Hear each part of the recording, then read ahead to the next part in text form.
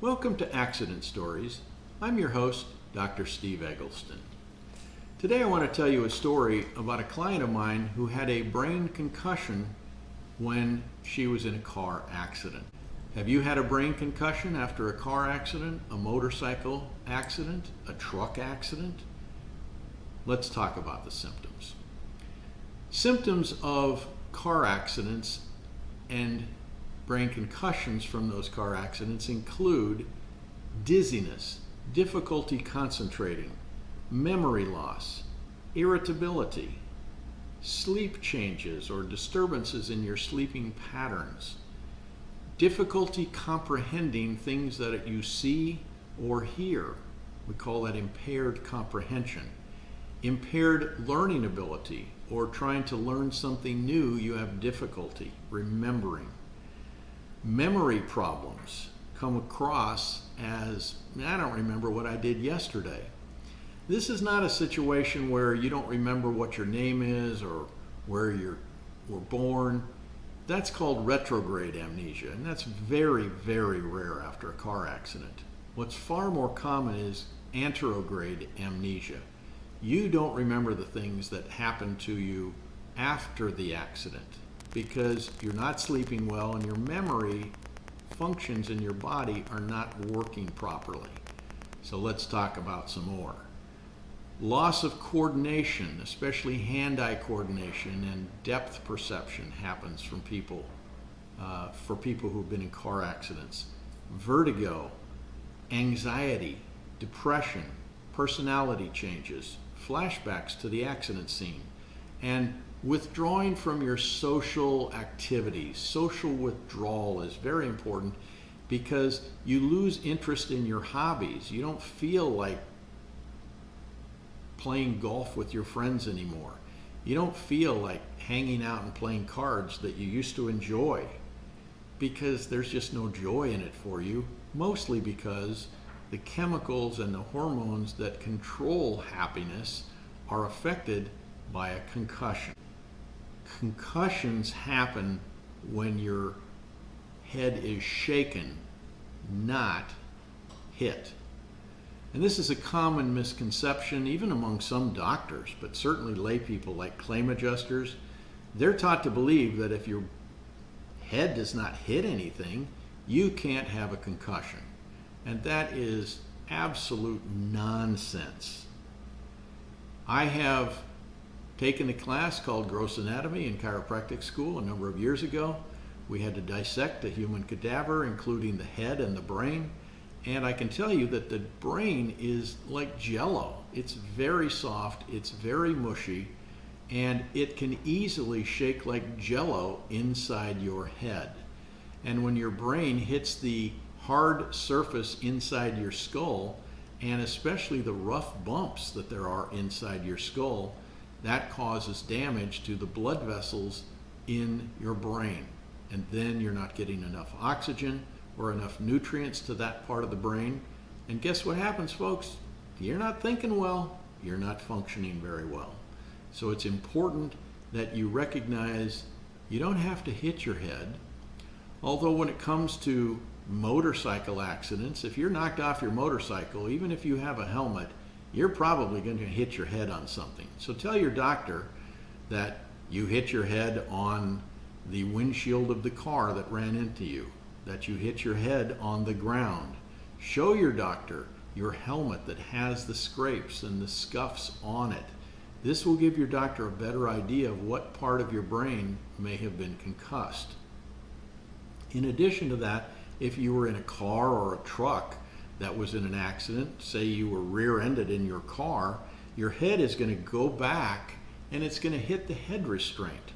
Most people call that the head rest, but it's not really for rest. It was designed in the 1960s to prevent people from breaking their necks when they were rear-ended in a car accident. And so we call it a head restraint, and it's to prevent a broken neck, which could kill you. Your head will hit the head restraint when you're rear-ended. That's why it's there. So tell your doctor that your head hit the head restraint when you went back. It always does. Physics tells us that. Now, here are some words that doctors use to describe brain injuries, traumatic brain injuries. The first one, and the oldest one, comes from the Latin word concuture, which means to shake, and that word is concussion.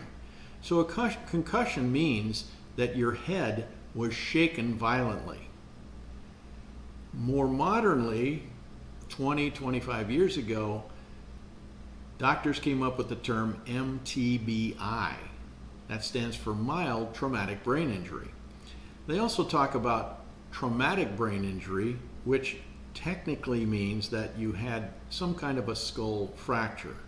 Some instrument went through your skull and affected your brain physically, as opposed to shaking and damaging the blood vessels.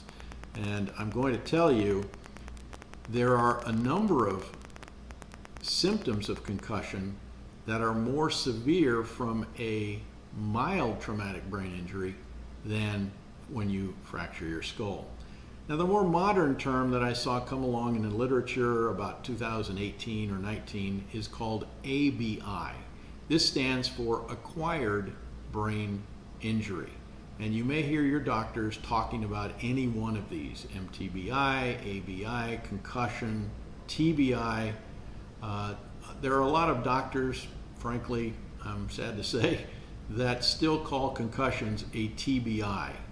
And although that's not the technical definition of TBI, you may hear your doctor call it a TBI, and that's okay. We know what he or she means. There are two kinds of brain damage that occur from concussions: primary brain damage that occurs immediately, and secondary brain damage that occurs in the days and weeks following. Let's look at the primary symptoms of brain concussion and damage. Number one, alteration in cerebral blood flow. Now, the cerebrum is the large part of your brain and comprises most of your brain where the thinking goes on. If you're not getting enough blood flow to certain areas of your brain, that means you're not getting enough oxygen, you're not getting enough nutrients, and your brain's not going to function very well without any oxygen or nutrients. The second one is diffuse axonal injury. An axon is the long part of a nerve cell. And there are cells in your brain that are 2 to 3 feet long, and they wind around your brain, and they transmit messages from one part of the brain to the other. Well, if you get diffuse or widespread damage, tearing, breaking of the nerve cells in your brain, you're not going to be able to think very well. The last one down at the bottom is slowed information processing is one of the primary damages that happens from a concussion.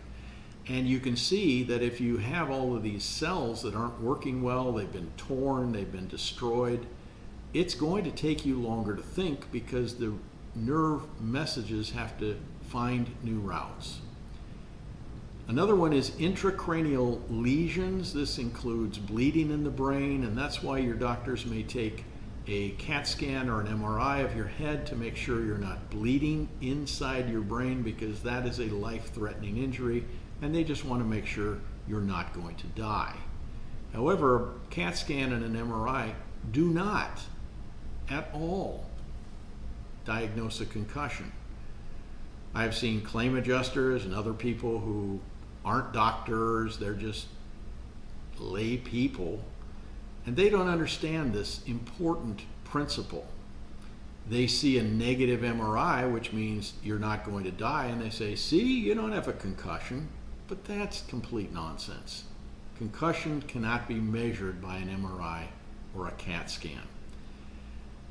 The last one I want to talk about is vestibular damage. Now, your vestibular system is the system that keeps your body in an upright position, allows you to know whether you're on your head or standing on your feet. It can tell whether you're laying down. If you're in an airplane, the vestibular system is the part that lets you know that the plane is making a loop-de-loop or the plane is turning to the right or the left. If your balance system gets out of whack, from damage to your vestibular system from a car accident, truck accident, motorcycle, any kind of accident like that, it's going to be weird. There are a number of different conditions like Meniere's and other things that are defined, and they cause Meniere's, for example. You're walking along and you just suddenly fall to one side. It's a weird feeling. I've had patients with that before, and it's just astonishing. It comes out of nowhere, and it happens multiple times a day in some people. And there are many, many other neurological conditions that come from this primary brain damage. Now let's talk about the secondary brain damage that happens after the primary brain damage has done its work. First one is neurotransmitter or chemical dysfunction. There are neurotransmitter chemicals inside your brain that link together chemically some of the nerves in your brain, in your nervous system. If these neurotransmitters are disrupted, it's like having a short in an electric wire. The light will flicker, it may cause a fire. There's all kinds of horrible things that can happen from a short in an electrical wire. If a neurotransmitter is not functioning properly to be able to transmit the messages through your brain properly, you're not going to be able to think well, you're not going to be able to remember things, everything will take slower, it will feel like you're thinking through molasses. It's a very strange feeling. The second one is swelling inside the brain. Now, even if you don't have a blood vessel that's bleeding inside your brain, which would cause pressure on the brain and its own damage, your brain can and will, over the 72 hours after a concussion, swell up gradually.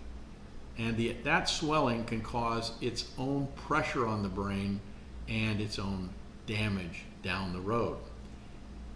If your nerves in your brain are damaged, broken, they're not getting enough oxygen, they're not getting enough food or nutrients, they're just going to die. And you can just kill off millions or billions of brain cells if you don't get this treated properly. Concussions are a terrible thing. Trust me, I had one after a car accident in 2012. It's very weird, and it takes specialized and really good treatment to get you well. Decreased glucose uptake, that means that your cells in your brain, in addition to not getting the right amount of nutrients, the glucose or the sugar that gives your cells in your brain energy don't get enough, and you'll feel fatigue and your cells won't function properly. Your cells will just not have enough energy. The last one I want to talk about is pulmonary complications and hypoxia. Now, pulmonary means your lungs, and you can have breathing related problems associated with a brain concussion. Studies show that about 24% of people who have a concussion end up with sleep apnea. There are dozens of other respiratory problems and breathing problems that come from a concussion. It's really important because some of these come years down the road and you don't know about them right away. It's important that you talk to your doctors, tell them that you're having some of these concussion symptoms, and ask them to help you get well. There are 6 areas, 6 categories, if you will, of things that are affected by a concussion, and those include emotional, behavioral, social, cognitive, physical, and sleep. Let's start with emotional. The emotional symptoms of a concussion include depression, anxiety, feelings of hopelessness, helplessness, reduced confidence in your abilities, apathy, irritability, and intense feelings of fear or panic. Let's look at the behavioral symptoms of concussion.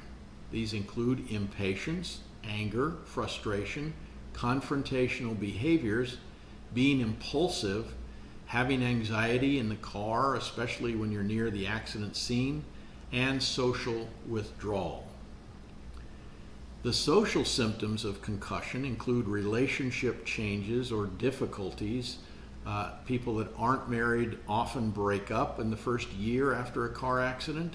People that are married sometimes even get divorced because even a loving spouse will have a hard time living with the person with long-term post-concussion syndrome. As an attorney, I've talked to people who have come in and said, I can't live with him anymore. He's mean. He's not the man I married. He yells at the children. He hits the children. He yells at me. He hits me. These are major problems in relationships, and they come from the concussion. So if you're having any of these symptoms, get help. Talk to your doctors. Other social symptoms of concussion include changes in your ability to enjoy your hobbies and your leisure activities. There's a form that I use called the loss of enjoyment of life form to help your doctors to grasp onto these things that have affected your life and taken really the happiness and joy away from you. Also, you have a decreased ability to perform at work or school. And I have a duties under duress form that I give to doctors, and this helps them to capture your difficulties that you're having in general life and at work. The last social symptom I want to talk about is isolation and increased alienation from others. Alienation means you want to get away from those people. And people who are in concussions and in post-concussion syndrome, they don't want to be around people. They're having hearing difficulties, difficulty comprehending what people say to them. They don't feel well. They don't have loving feelings, maybe because they have some PTSD to go along with the concussion, and they just want to be left alone and watch TV. This is not a good course of treatment for you. You need to get some help from your doctors so that you can get over this as quickly as possible. Let's talk about the concussion symptoms that cause cognitive problems. These include poor attention, memory problems, you can't remember things, taking longer to think, confusion, disorientation as to time or where you are, difficulty making decisions, difficulty planning your work, organizing your life, you're easily distracted, you have trouble judging distances or spatial relations. Basically, your depth perception is off. And you can have language comprehension or speaking problem, which means you don't understand what people are saying and you have a hard time finding the words to express yourself. The physical symptoms of concussion include chronic pain, fatigue, weakness or numbness, changes in vision, hearing, taste, or smell, sleep disturbances, appetite changes, dizziness, nausea, changes in libido, lack of inhibition. If we're talking about the physical symptoms of concussion, such as chronic pain or excessive fatigue, I suggest watching my Accident Stories video on the hormonal problems that you're having after a concussion, in which I go into this in much more depth. Let's talk about the symptoms of sleep. Now, the last area that's affected by concussion is sleep. Sometimes you can't sleep because you're in too much pain. Sometimes you can't sleep because you've had a concussion. And sometimes you can't sleep because you have had PTSD from the accident that you were in. If you're not sleeping well, you're not dreaming. And dreaming is how your body controls your memory. You see, everything is put into your short-term memory in the hippocampus area of your brain every day. And when you go to sleep, your brain is using about 80% as much energy and glucose as when you're wide awake. Your brain really does work hard at night while you are sleeping. In fact, while you are in REM sleep, rapid eye movement sleep, or a dreaming state of sleep, that is when your brain is filtering through all the short-term memories that have been stored in your hippocampus and moving them over into your long-term memory. If you don't get into a deep enough sleep to dream, this process does not occur. And it's very similar to your computer. You have the RAM on your computer, which is the short-term memory that you're using currently, and you have the hard drive on your computer, which is for long-term storage. Similarly, in the human brain, you have the hippocampus is similar to the RAM on your computer, and your outer cortex is similar to the hard drive. Well, if you go to sleep, don't dream, your short-term memory is erased every morning when you wake up. It's just like you shut down your computer without saving your work. You will have memory problems. You won't remember what you did yesterday, last week, or last month. So these are important symptoms. Talk to your doctors about them. Let's talk about now some of the tests that you can have to find out whether you have a concussion. I've mentioned before that MRIs and CTs don't really do anything about diagnosing a concussion.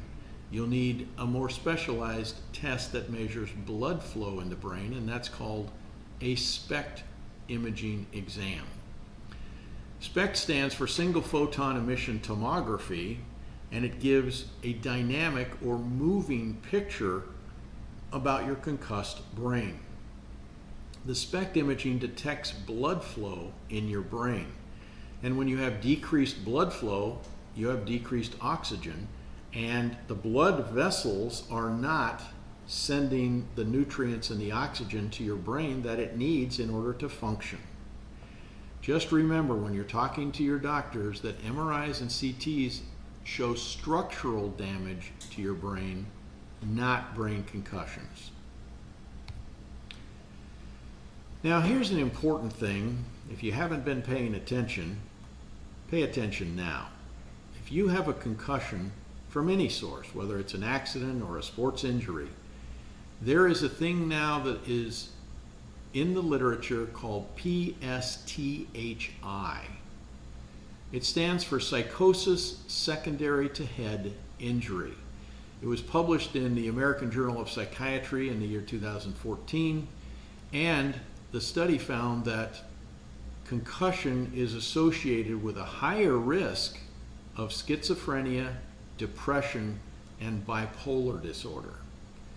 Now folks, we have an epidemic of psychosis, an epidemic of these panic disorders, depression, bipolar problems, schizophrenia in modern society. And in my opinion, these are caused in large part by concussions that went undiagnosed and were never properly treated. In this study, the authors demonstrated a higher risk of all psychiatric outcomes following a head trauma, greater than for patients who had a skull fracture. Now this is important stuff. The studies show that between 4 and 9% of people who have an ordinary concussion after a period of 5 years or longer will be diagnosed as psychotic. Please talk to your doctors. Get the help you need. Get the treatment you need for your concussion.